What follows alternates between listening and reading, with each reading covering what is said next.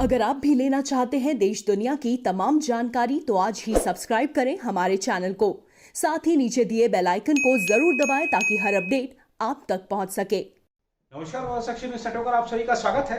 देश ऑक्सीजन की भारी कमी से जूझ रहा है और अब प्रधानमंत्री नरेंद्र मोदी ने हालात को संभालने के लिए खुद मोर्चा संभाल लिया है और फटाफट से उन्होंने कई ऐसे निर्णय किए हैं जिससे ऑक्सीजन की इस कमी को जल्द से जल्द पूरा किया जा सके।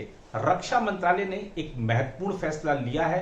इस फैसले के तहत जर्मनी से 23 ऑक्सीजन उत्पादन संयंत्र वायु मार्ग से लाए जा रहे हैं। इसके अलावा केंद्र सरकार ने कई अस्पतालों में तत्काल ऑक्सीजन उत्पादन संयंत्र लगाए जाने के निर्देश दे दिए हैं। इसके अलावा वायुसेना को लगा दिया है जो राज्यों की मदद कर रही है और रेलवे धड़ाधड़ ऑक्सीजन एक्सप्रेस चला रही है ताकि राज्यों को जल्द से जल्द ऑक्सीजन उत्पादन संयंत्र से ऑक्सीजन लेकर पहुंचाई जा सके।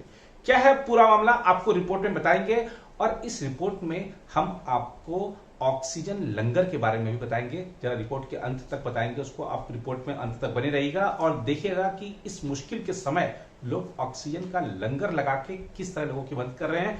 सबसे पहले बात करते हैं रक्षा मंत्रालय की, जिसने एक महत्वपूर्ण निर्णय लिया है। जर्मनी से 23 ऑक्सीजन उत्पादन संयंत्र लाए जा रहे हैं।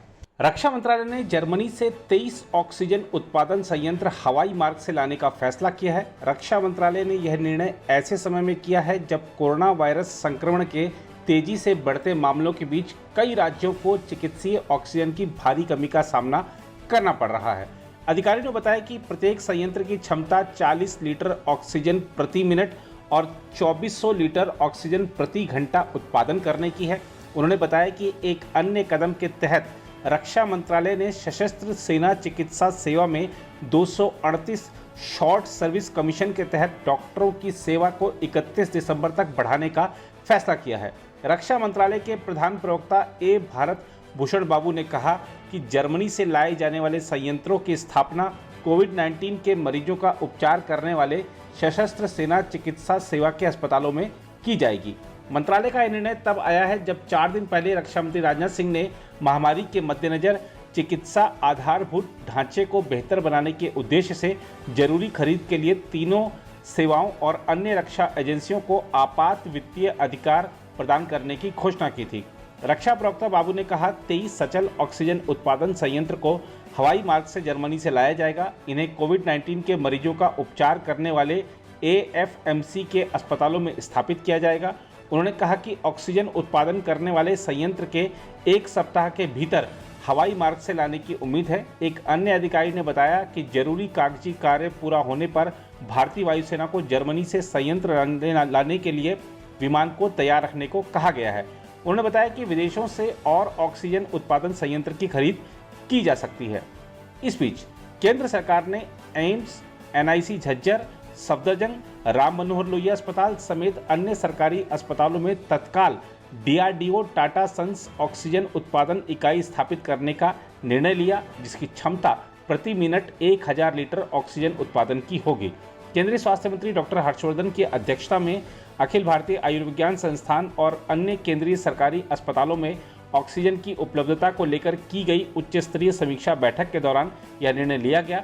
बैठक के दौरान ऑक्सीजन की आपूर्ति को लेकर उठाए जा रहे कदमों की भी समीक्षा की गई। स्वास्थ्य मंत्रालय की ओर से जारी बयान के मुताबिक डॉक्टर हर्षवर्धन ने राष्ट्रीय राजधानी स्थित केंद्रीय अस्पतालों, सफदरजंग अस्पताल, डॉक्टर राम मनोहर लोहिया अस्पताल, लेडी हार्डिंग मेडिकल कॉलेज और एम्स में कोविड-19 के गंभीर मरीजों के उपचार की तैयारियों का भी जायजा लिया। स्वास्थ्य मंत्री ने संबंधित अधिकारियों को दिल्ली के अस्पतालों में ऑक्सीजन उत्पादन संबंधी इकाई लगाने के कार्य में तेजी लाने के भी निर्देश दिए। डॉक्टर हर्षवर्धन ने सरकारी अस्पतालों को आने वाले समय में कोविड-19 मरीजों के उचित उपचार के वास्ते विस्तार योजना तैयार करने के भी निर्देश दिए। इस बीच रेलवे बोर्ड के अध्यक्ष सुनीत शर्मा ने कहा है कि अस्पतालों में प्राण वायु की भारी कमी के बीच कोविड रोगियों की जान बचाने के लिए दिल्ली सरकार ने भारतीय रेलवे से ऑक्सीजन एक्सप्रेस ट्रेन सेवा उपलब्ध कराने का आग्रह किया है। यह आग्रह दिल्ली सहित देश भर में कोरोना वायरस संक्रमण की दूसरी और भयावह लहर के बीच प्रधानमंत्री नरेंद्र मोदी द्वारा बुलाई गई राज्यों के मुख्यमंत्रियों की बैठक के कुछ मिनट बाद किया गया। बैठक में दिल्ली के मुख्यमंत्री अरविंद केजरीवाल ने केंद्र से राष्ट्रीय राजधानी को ऑक्सीजन उपलब्ध कराने की अपील की। सुनीत शर्मा ने कहा कि उत्तर प्रदेश, मध्य प्रदेश, आंध्र प्रदेश और महाराष्ट्र के बाद दिल्ली ने भी ऑक्सीजन एक्सप्रेस ट्रेन सेवा मांगी है। उन्होंने कहा कि ऑक्सीजन एक्सप्रेस ट्रेनों के प्रत्येक टैंकर में लगभग 16 टन चिकित्सीय ऑक्सीजन ले जाई जा सकती है और ये ट्रेन 65 किलोमीटर प्रति घंटे की रफ्तार से चलती हैं। सुनीत शर्मा ने कहा, हमें बिल्कुल अभी दिल्ली सरकार से आग्रह मिला है और हम अभी इसके आवागमन की योजना बना रहे हैं। हमें राउरकेला से ऑक्सीजन मिलने की संभावना है। हमने दिल्ली सरकार से अपने ट्रक तैयार रखने को कहा है और राष्ट्रीय राजधानी क्षेत्र में हमारे वैगन रैंप तैयार है। रेलवे बोर्ड अध्यक्ष ने कहा, आंध्र प्रदेश ने ओडिशा के अंगुल से ऑक्सीजन लाने को कहा है। सुनीत शर्मा ने बताया कि उत्तर प्रदेश जा रही ऑक्सीजन एक्सप्रेस ट्रेन शनिवार को लखनऊ पहुंचेगी। रेलवे बोर्ड अध्यक्ष ने कहा कि प्राणवायु लेकर महाराष्ट्र जा रही ऑक्सीजन एक्सप्रेस शुक्रवार रात नागपुर पहुंचेगी और फिर नासिक जाएगी, जहां से ऑक्सीजन विभिन्न शहरों के लिए वितरित की जाएगी। इस तरह की पहली ट्रेन 19 अप्रैल को सेवा में आई थी, जब ऑक्सीजन भरने 7 ट्रक मुंबई से विशाखापत्तनम रवाना हुए थे। इन ट्रकों को ट्रेन में लादकर इनके गंतव्यों तक भेजा गया था। यह पूछे जाने पर कि ऑक्सीजन एक्सप्रेस ट्रेनों को अपने गंतव्यों तक पहुंचने में इतना लंबा समय क्यों लग रहा है, सुनीत शर्मा ने कहा कि यह ट्रेनों द्वारा ले जाई जा रही संवेदनशील सामग्री की वजह से है। ऑक्सीजन एक्सप्रेस के लिए रेलवे ने परिवहन दर और भार आवश्यकताएं जारी की हैं। नियम 15 अक्टूबर तक वैध हैं। रेलवे इसके अलावा कोई अतिरिक्त शुल्क वसूल नहीं करेगा और माल उतारने चढ़ाने के लिए 5 घंटे की निःशुल्क सेवा देगा। माल और सेवा कर वसूल किया जाएगा। चालक सहित 2 लोग ट्रक में द्वितीय श्रेणी के टिकट के साथ सवार हो सकते हैं। ट्रेन के जरिए ऑक्सीजन परिवहन के बारे में एक अधिकारी ने कहा कि लंबी दूरी से ट्रेनों के माध्यम से ऑक्सीजन जल्दी पहुंचाई जा सकती है, क्योंकि ट्रेन एक दिन में 24 घंटे चल सकती है, जबकि ट्रकों को बीच में रुकने की आवश्यकता पड़ती है। उन्होंने कहा कि इसके अलावा कई जगह सड़कों पर पुलों की ऊंचाई संबंधी प्रतिबंध भी परिवहन में दिक्कत खड़ी करते हैं, इसलिए ट्रेनों की मदद लेने को उपयुक्त माना गया। उधर भारतीय वायुसेना ने शुक्रवार को चिकित्सीय ऑक्सीजन के खाली कंटेनरों को विमान के जरिए देश के विभिन्न फिलिंग स्टेशनों पर पहुंचाने का काम शुरू किया।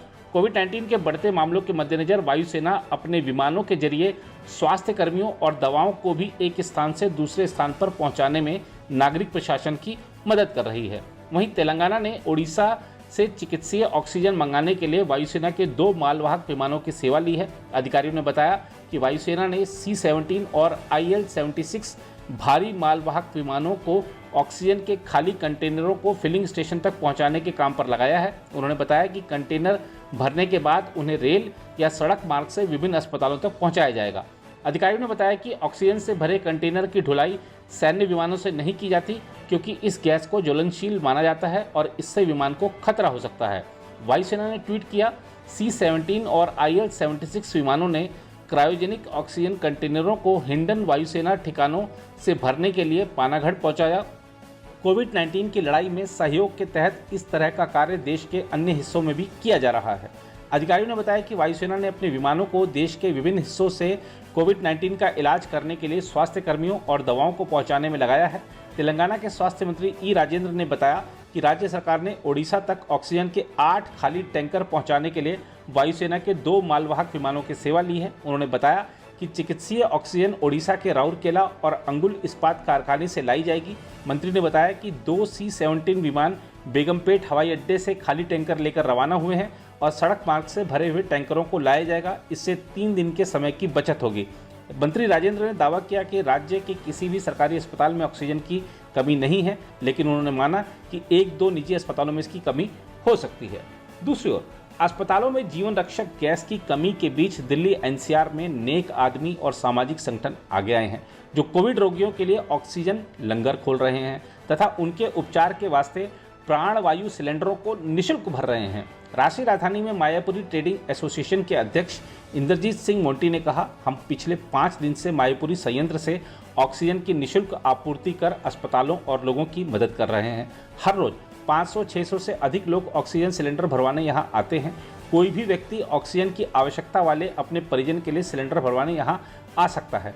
संयंत्र के मालिक अभिषेक गुप्ता की इस पहल को प्रशासन और दिल्ली पुलिस से हर तरह का सहयोग मिल रहा है, जिन्होंने पश्चिमी दिल्ली स्थित कई निजी अस्पतालों तथा कुछ मामलों में रोगियों के घरों तक प्राणवायु पहुंचाने में मदद की है। जारी संकट को ध्यान में रखते हुए 24 घंटे काम कर रहे संयंत्र की क्षमता हर रोज 1500 ऑक्सीजन सिलेंडर भरने की है। दिल्ली स्थित गुरुद्वारा प्रबंधन समिति के भी सदस्य मोंटी ने कहा, समूची पहल का पूरा खर्च अभिषेक गुप्ता द्वारा वहन किया जा रहा है। उन्होंने हमसे केवल जमीन पर चीजों के प्रबंधन में मदद करने और यह देखने को कहा है कि लोगों की मांग आसानी से पूरी हो। वह धन को लेकर चिंतित नहीं है और शहर तथा देश के समक्ष उत्पन्न सबसे भीषण स्वास्थ्य संकट में किसी भी तरह लोगों की मदद करना चाहते हैं। वहीं महामारी के इस समय में गाजियाबाद के इंदिरापुरम स्थित एक गुरुद्वारा भी संकट मोचक बनकर सामने आया है। इसने कोविड रोगियों के लिए ऑक्सीजन लंगर खोला है और इसने बीमार लोगों को अस्पताल में बिस्तर मिलने तक अपने परिसर में ऑक्सीजन आपूर्ति का वादा भी किया है। वायरल हुए एक वीडियो में गुरुद्वारे की पहल के बारे में लोगों को सूचित कर रहे गुरप्रीत सिंह ने कहा, हम ऑक्सीजन सिलेंडर देने या भरने का काम नहीं कर रहे। लोगों से हम कह रहे हैं कि वे वाहन में अपने मरीज के साथ इंदिरापुरम गुरुद्वारे में आएं और हम उन्हें ऑक्सीजन उपलब्ध कराएंगे। उन्होंने कहा, 2 घंटे की बात हो, 4 या 8 घंटे की बात हो, मरीज को हम तब तक ऑक्सीजन उपलब्ध कराएंगे जब तक कि उसे अस्पताल में बिस्तर नहीं मिल जाता। अब सब लोग इस महामारी के दौर में किसी न किसी तरह से दूसरे की मदद कर रहे हैं। कुछ लोग इस आपदा के समय को अवसर के रूप में भी तब्दील कर रहे हैं, कमाई कर रहे हैं, मोटी कमाई कर रहे हैं, कालाबाजारी कर रहे हैं, मुनाफाखोरी कर रहे हैं। लेकिन कुछ लोग हैं जो बड़े दिल वाले होते हैं। झारखंड आपको ले चलते हैं, एक ऑटो वाले से मिलवाते हैं। इस ऑटो वाले ने ठान रखा है कि जो लोग मुश्किल में हो उनको अस्पताल तक पहुंचाएंगे, मुफ्त में पहुंचाएंगे और डर के घर नहीं बैठे हैं कि बाहर संक्रमण है, मुझे बाहर नहीं निकलना है। जरूरतमंदों की कैसे मदद कर रहे हैं ऑटो वाले। आखिरकार ये ऐसे ही कुछ लोग होते हैं जो समाज में एक मिसाल बनकर, एक प्रेरणा बनकर सामने आते हैं। ऐसे ही हैं कि ऑटो वाले। आइए आपको इनसे मिलूंगा। लालपुर में एक मरीज था, मरीज नहीं था, एक लेडीज थी, उनको रिम्स जाना था। कोई ऑटो डर के मारे नहीं भर रहा था। रिम्स नाम से ही बोल रहा था नहीं जाएगा, पैसा का तो बात। बोले भैया जो बोलिए हम दे दें। हम उनको खुद बुलाकर, मेरे पास आई भी नहीं, खुद बोले कि बैठिए आंटी हम आपको छोड़ दे रहे। वो बैठी, उनके साथ एक और लेडीज बैठी, उनको हम ट्रामा सेंटर के थोड़ा सा आगे उतारे, बोली उतार दे। अब उनको कोविड था क्या था मेरे को नहीं मालूम, पर वो मेरे को 200 का नोट दे दी। मैंने बोला कि पैसा नहीं चाहिए मेरे को, आप लोग का आशीर्वाद ही काफ़ी बोल करके मैं निकल गया। तो जब लौट रहे थे तब मेरे दिमाग में आया कि इस परिस्थिति में बहुत सारे ऑटो वाले लोग पैसा का डिमांड कर रहे हैं, एम्बुलेंस का डिमांड, और कुछ लोग डर के मारे जा भी नहीं पा रहे। तो मैंने ये मुहिम उठाया कि जो भी लोग मेरे संपर्क में आएंगे उनको मैं ये कर दूंगा, निःशुल्क सेवा दे दूंगा। तो भाई लोग मेरे को जानेंगे कैसे, इसलिए मैंने सोशल मीडिया पे नंबर जारी किया और उस नंबर से कॉल आने लगे। तो जितना सक रहा हूँ उतना मैं पहुँचा दे रहा हूँ।